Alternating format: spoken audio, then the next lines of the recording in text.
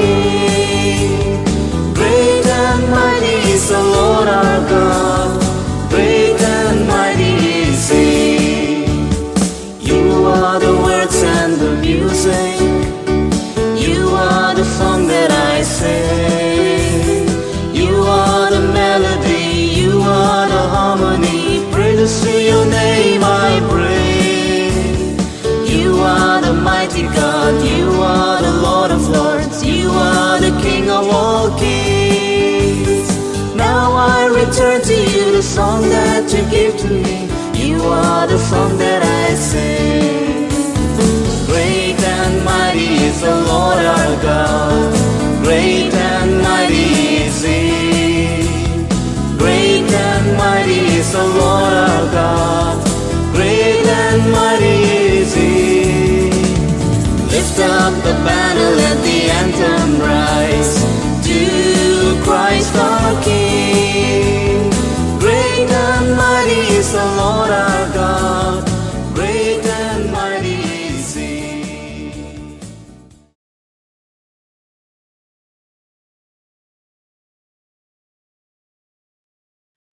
Hallelujah, hallelujah. Magandang gabi po sa inyong lahat. Good evening po, a blessed evening po sa inyong lahat. And welcome po tayo dito sa ating midweek service na every Wednesday po talagang looking forward po ako palagi. Hindi lang po sa midweek service natin, kundi sa ating devotion din po, morning and evening. At talaga, pag nakaka-join po ako is iba po ang pakiramdam eh. I'm so blessed. Or we are all blessed po. Amen. Amen po, amen. Well, anyway, kung ready na po kayo, let us bow our head po. Hallelujah. Purihin natin ang Diyos at pasalamat po muna tayo sa gabing ito. Bago tayo magnamnam ng kanyang salita, lalalala po lakala aya. Hallelujah, Holy Spirit. Thank you, thank you, thank you. Nanguna ka na. Hallelujah. Thank you, Holy Spirit. Hallelujah. Father God, maraming salamat po muli sa gabing ito na pinagsama-sama mo po kaming lahat na magnamnam, makinig, o mag-aral, mag-meditate ng iyong salita, ng iyong message sa gabing ito, padalaga mo tayo. Lord, una po, Lord God, pasasalamat sa maghapon o sa magdamag dito sa Amerika, O Lord God.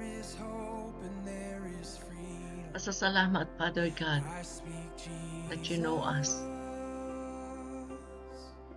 We're so blessed and thankful, Father God, that ikaw ang aming Diyos na buhay, na always, Lord, na kasama namin, na nakakakilalang higit sa amin, O Lord God. You know us, Father God. You know what we are thinking. You know what we are doing. And thank you so much, Father God. And thank you, Holy Spirit. Thank you.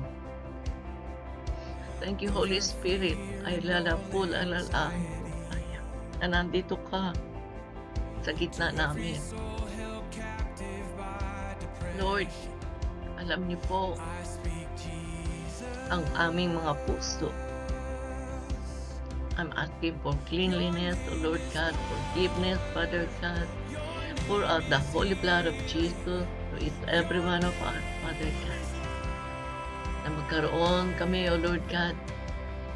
We're asking for the wisdom, knowledge, Father God. And I'm asking, Father God, na good hearing, O Lord God, na marinig namin. Namnamin namin ang boses mo, Father God, ang salita mo na ibababa ngayong gabi. Lord, I bow my head to you, Father God. Samahan mo po ako, Holy Spirit. Gamitin niyo lang po ang labi ko, Father God, na maghayag ng iyong salita. We love you, Jesus. We love you, Holy Spirit. We love you, Father God. Marami pong salamat, O Lord God, na nasa gitna ka namin. Thank you, Lord. Thank you so much, O Lord God. Muli sa aming buhay, narito kami, O Lord God. Lord, itinataas ko po yung mga bago na ngayon lang nakapagbukas nitong o nakapakinig o nakakita nitong aming midweek service, O Lord God. Guide them, Father God. Give them a good ears to, O Lord God, na maintindihan din po nila, O Lord God, ang mensahe mo para sa aming lahat. That you know us, O Lord. In Jesus' name we pray. Amen and amen. Hallelujah. Hallelujah. Alam niyo po, mga brothers and sisters, mga kapatiran ko, ang ating mensahe po sa gabing ito is talagang, nung marinig ko po ito, sabi ko, wow, ano po ibig niyo sabihin, Lord? Alam ko po na alam niyo ako, kilala niyo ako. Pero bakit itong message na ito ang ibababa? So, meron po tayong babasahin dito na talagang, well, mag-start na po tayo. Mamaya na tayo magkwentuhan. Mahaba oras. Anyway, amen po.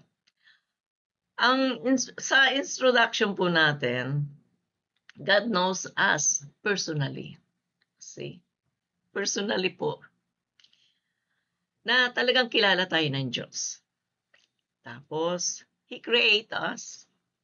Siya po ang nag-create sa atin. And God knows everything on us. So, sa madaling salita po, God knows us. That's our title.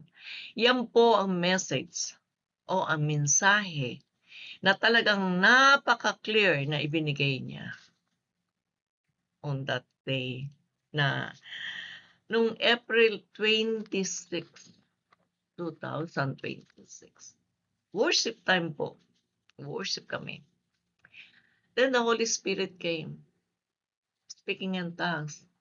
Talagang feel the presence of God. Like speaking in tongues po. After that, may nag-translate. Hallelujah. Sa pag-translate niya po, very clear na narinig ko po na yun ang binigay sa akin. Sinabi na rin po ni Lord. Dahil kung wala pong magta-translate ng speaking in tongues, yun po ang binigay ni Lord sa akin. Ako po ang magta-translate din po. Pero God is good dahil pagkatapos po nung speaking in tongues ng word ng Holy Spirit, soon po may nagbigay nag-translate ng ibig sabihin ang Holy Spirit, ng gustong ibaba ng Diyos sa atin. Yun nga po. God knows you, sabi niya. Sabi po nung nag-translate, God knows you. Jesus knows you. God knows you. 3 beses ko po narinig yan. God knows you. So sabi ko, Lord, I know na alam mo ko paano. Sometimes po, sa katotohanan po, sometimes nakakalimot po tayo mga tao. Kahit na po tayo mga Kristiyano, na nakakalimot pa rin po tayo na ang Diyos nandyan lang po sa tabi natin. He knows us. He knows what we need. He knows everything. Why? He create us. Siya po ang nag-create sa atin. Siya po ang gumawa sa atin. Inassemble, para nga po yung sasakyan na ini-assemble, lahat siya po. Kung bakit? Dahil may purpose po ang Diyos sa ating mga buhay. Kaya niya tayo kinreate. Pero sometimes po, mga tao talaga tayo, nakakalimot po tayo. Eh, paano po natin masasabi na, yan po, tanong ko lang po, no? Paano po natin masasabi o malalaman na tayong lahat ay kilala ng Diyos? Biruin niyo, sa buong mundo, ano po? Laki ng mundo, daming tao dito sa mundo. Kilala tayo ng Diyos? Paano po natin malalaman? Una po, yung katanungan na yan, ay tanong din po sa Isaiah. Buksan po natin sa Isaiah 40. Unahin po natin ang Isaiah 40:28. Do you not know? Ang tanong po Hindi mo ba alam? Have you not heard? Hindi mo ba narinig? The Lord is the everlasting God, the creator of the earth. Siya daw po ang creator natin. Amen and amen. So ito po ay isang paalala lang po. Paalala po sa ating lahat. At isang katanungan na hindi po natin dapat makalimutan. Na ang Diyos natin ay buhay. Buhay po ang Diyos. He is alive. Sabi nga po, Jesus is alive. Amen and amen. Jesus is alive po. Ang Diyos natin, the Father God is alive. Alive po talaga. Kasi noong pong araw, noong kapanahunan po ng mga Israelites, ng Israel po, yan po ang tanong. Yan po sinabi sa mga Israelites na always po sila nakakalimot sa ating Diyos. May mangyari lang konting kaguluhan, konting problema, hindi makakain, ganyan, ganito. Nakalimutan na po ang Diyos. Hindi nila alam na ang Diyos ang nagligtas sa kanila. Na ang Diyos ang nagagabay sa kanila. And God knows everything for them. Di po ba? Amen po ba? So, at ito po ay isang paalala rin po ng Diyos para sa ating lahat. No? Sa ating po lahat na God is always po, palagi ko sasabihin na always God is with us. Amen po. Meron po tayong personal relationship sa God, sa ating Lord. At ang ating God knows us personally, no? Dahil po, ang Diyos ang lumikha sa atin. At ang Diyos din po ang gumawa ng langit at lupa, heaven and earth. At ang Diyos po natin ay makapangyarihan sa lahat ng bagay. So wala pong alinlangan, no doubt, nakilala po tayo ng ating Diyos na buhay. Ang sabi po sa Jeremiah 1:5, Before I formed you in the womb, I know you. Before you were born, I set you apart. I appointed you as a prophet to the nation. Amen and amen. Means po na bago pa man daw po tayo ipanganak, ay alam na po ng Diyos ang bawat detail o detalya ng ating pagkatao, ng ating buhay, na tayo pong lahat ay may nakalaan na purpose ng Diyos o plano ng Diyos, a very special plan po ng Diyos para sa ating lahat. Amen po. Alam ko po nakaka-rely kayo dyan. At tayo daw pong lahat ay may kanya-kanyang calling, individual calling. Kagaya ko po, no? Hindi ko po akalain na maging missionary. Kasi ang asawa ko po nagmi-mission. So, eto po ako, kasama rin po ako nagmi-mission. Na I don't even think sa aking buhay na magse-serve ako as a missionary. Kung saan kami ipadala ng Diyos, ni Lord, andun po kami. Nagmi-mission pa rin po. So, tayo pong lahat is merong kanya-kanyang katawagan, no? At ang plano po ni Lord, God has a plan for all of us. Meron pong plano. Hindi lang po nandito tayo ngayong gabi, nakikinig, nagnanamnam, nakikipag-share, o every morning or every evening, yung devotion natin, na nagjo-join tayo. Hindi lang po yun. There's another plan po. A special plan ni Lord para sa buhay natin. Because He knows us. God knows us na ang plano niya, ang iniisip po ng Diyos para sa atin is mas magandang plano. Na hindi lang po tayo nakasupo dito sa ating comfort chair o couch na dito lang po tayo makikinig at hindi po sinabi ng Lord na ibaul natin, share na po natin ang ating mga nalalaman o napakinggan o na-learn dito sa ating pag-aaral. Amen po. But anyway, ang ano po is ang calling po natin is really individual.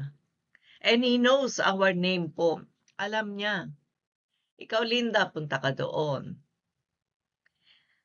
Ikaw, Myra, o Myrna, Sister Myrna, ang calling mo, mag-share. Ang calling mo, humayo. Ang calling mo is pumunta doon sa ibang lugar. Hindi lang dyan. Calling mo rin na pumunta agad dito. Hindi lang po tayo nandito. Meron po katawagan na ibinigay dahil alam ng Diyos ang ating puso, ang ating isipan. Personally nga po na alam niya lahat kung ano ang kakayahan po natin dahil siya po ang nag-create sa atin. Amen po. At ang mahalaga po dito, kilala ang pangalan nga po natin at pati po ang bilang ng ating mga buhok. Ayoko magbiro. Alam ko, matatawa kayo. Pero, ang sabi ko lang po ay, bilang ng ating mga buhok is like, basahin po natin sa Matthew 10, Mateo 10, verse 30. Ang sabi po dito, ito yun, no? And even the very hair of your head are all numbers. Biro nyo? Bilang ni Lord kung ilan ang buhok mo. Sa dami pa po nito, mabibilang po natin. Yung nalalagas, pwede po natin bilangin, pero itong nakadikit dito, dami po, di po ba? So, mga kapatid, that's amazing, no? Na mahirap po talagang bilangin ang buhok natin, pero ang God natin, ang Diyos natin ay alam po ang bilang kung ilan hair ang meron ka, kung ilang hair ang nalalagas sa'yo sa araw-araw. Bilang po ng Diyos yan. That it means to say na ang mata, ang eyes ni Lord ay always with us. Nasa atin po. Palagi nakatuon sa atin ang mata niya. And He knows, alam ng Diyos, po, what we are thinking. He knows what in our heart. And He knows also what you are doing. Ano pong ginagawa nyo. At wala pong secret kay Lord because our God is all-knowing God. Amen po. Amen. Napakasarap namnamin at napakasarap isipin. Hallelujah. Ang ating Diyos ay kilala po tayo. Na alam niya po tayo. Hindi po tayo pwedeng mag-hide ng anything. Hindi po tayo pwedeng magtago o magkubli dahil palagi po tayong binabantayan. 24/7 ang Diyos po nagbabantay sa ating lahat. Dahil, why? Mahalaga po tayo sa ating Diyos. Napakahalaga po natin sa Kanya. Dahil mahal niya po tayo. God's love us so much. Kaya nga po binigay niya ang Kanyang bugtong na anak, one and only Son na si Jesus, para tubusin ang mga kasalanan natin. Na lahat po tayo na tumanggap kay Jesus ay masasave at kilala po tayo ng Diyos talaga. Ang mahalaga po, God knows everything. Sabi nga po sa Psalm, buksan po natin ang Psalm. Awit 139 verse 3 and 4. Ang sabi po dito, you discern my going out and my laying down. You are familiar with all my ways. So, kagaya po ng sabi ko, God knows everything. Po. Before the word is on my tongue, you know it completely, O Lord.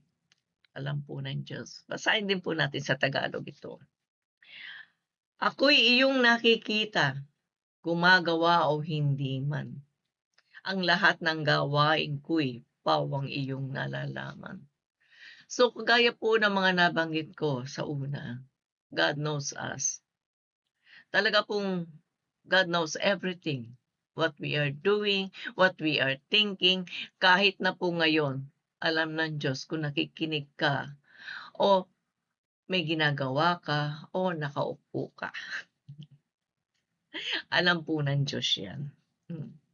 At sa verse 4 po, di pa ako na umiimik.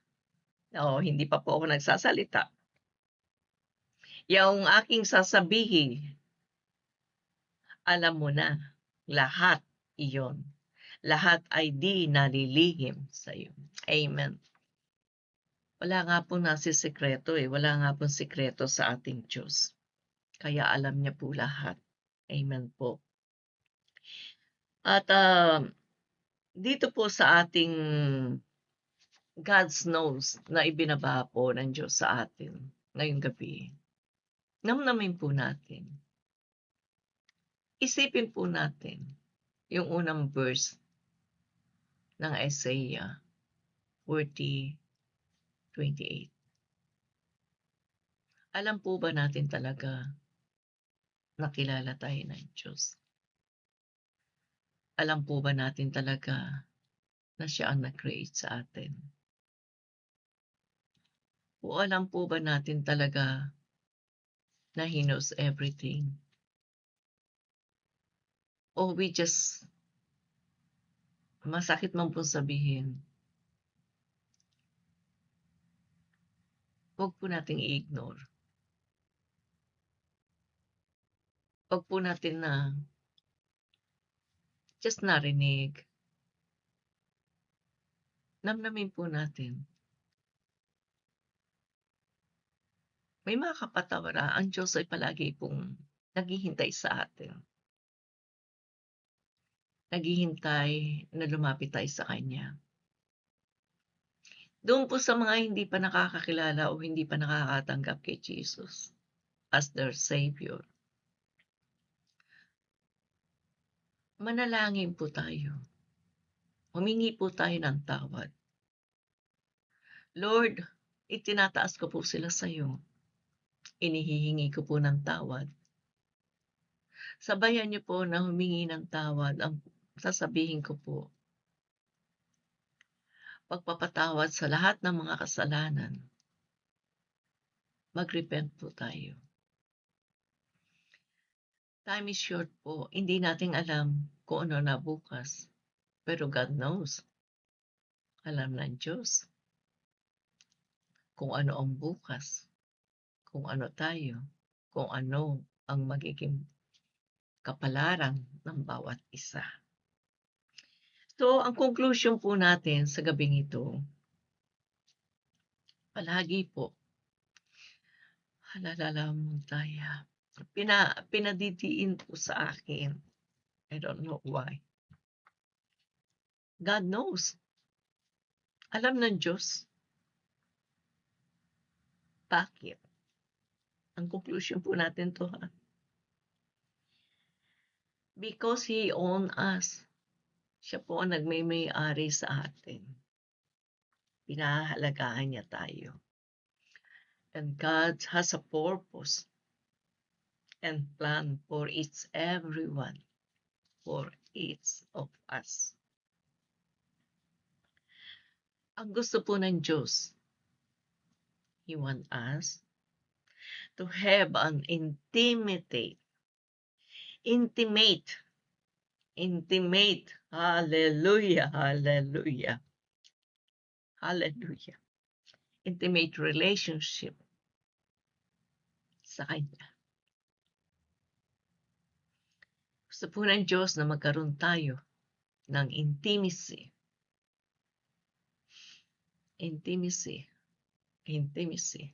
sa Kanya, sa Diyos nating buhay. To rely, maniwala, magdepende, at mag-trust. Mag-trust po tayo sa Kanya. And you know what? Nothing is impossible sa ating Diyos na buhay. Lahat po possible. Not impossible. Pag humiling po tayo sa Diyos, with all our heart, with all our mind, lahat po may kasagutan. Lahat po may kasagutan. Isa pa, lahat po ay may kasagutan. So rely on Him. Trust Him. We are so blessed po that we knew that God knew us, kilala tayo ng Diyos, than ourselves. Mas kilala tayo ng Diyos kesa ang pagkakakilala natin sa ating sarili. Ako po, hindi ko gaano kilala ang aking sarili. Pero ang Diyos alam niya at siya po ang nagtuturo. Siya po ang nagsasabi sa akin kung paano at ano ang dapat gawin. Pag tayo po talaga ay nagdepend sa Diyos, naniwala sa Kanya. Not just believe, trust. Lahat po ay may kasagutan sa atin. Let us bow our head and pray. Salamat po tayo sa gabing ito. Hallelujah, Lord. Hallelujah. I just want to speak the name of Jesus over every heart and every mind. 'Cause I know there is peace within your presence. Guide us. I speak Jesus. Lead us, Holy Spirit, sa present ng aming Diyos na buhay. Father God, marami pong salamat sa gabi ito. Sa aming pinagsaluhan salita mo, Lord. Ay ko po ang nakakakilala o higit na nakakakilala sa amin. Lord, we love you. And thank you po sa love mo sa amin. Lord, sa gabing ito, na magpapaninay-ninay po namin. Meron po kaming na-feel sa presensya mo o na-feel sa salita mo. Mapag-share po namin. Shine through the shadows, burn like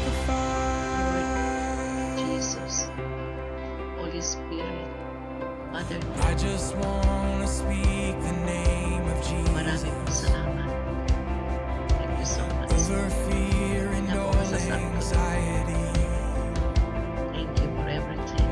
To every soul held Thank you for your love captive and by care. depression, And thank you I speak for knowing us. It's every one of us. Jesus. Give us a good rest, O Your Lord God. name is power.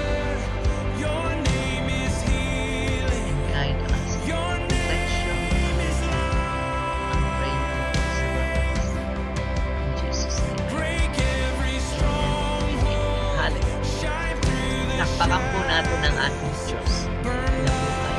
Because He knows us. Magandang gabi po muli at good night Shout po. Jesus Bless you all. from the Amen. mountains, Jesus in the streets, Jesus in the darkness over every enemy, Jesus for my family, I speak the holy name, Jesus.